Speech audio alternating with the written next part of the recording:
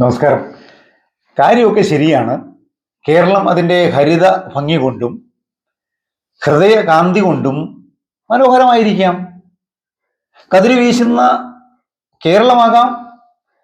സഹ്യനിരകളിൽ കശവ് ചാർത്തിയ മലയാളമാണെന്നും ദൈവത്തിൻ്റെ സ്വന്തം നാടെന്നുമൊക്കെ പറയുന്നത് കേൾക്കുമ്പോൾ അതിൽ അധിവസിക്കുന്ന ജനങ്ങളുടെ മനോഭാവവും പെരുമാറ്റ രീതികളും നിലവാരമുള്ളതാണെന്ന് പറയാനാവില്ല.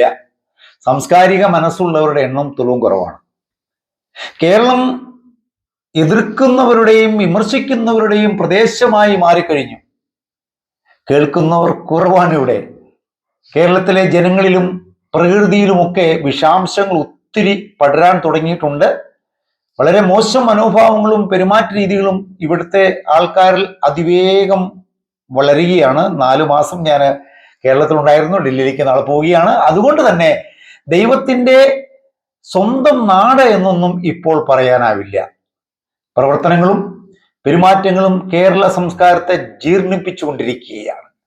ഇവിടെ അയൽവക്ക സ്നേഹം കാണാനില്ല. ചുറ്റിലും മതിൽക്കെട്ടുകൾ, സ്വന്തം വീട്, കുടുംബം, കുട്ടികൾ, അവനവൻ്റെ ആൾക്കാർ, സ്വത്ത്, പണം, അതെങ്ങനെ വർദ്ധിപ്പിക്കാം എന്ന ചിന്തകളുമായി നടക്കുന്ന മണ്ഡൂപങ്ങളുടെ എണ്ണം പെരുകയാണെന്നാണ് എനിക്ക് മനസ്സിലാക്കാൻ കഴിഞ്ഞിട്ടുള്ളത്. നന്ദി, നമസ്കാരം.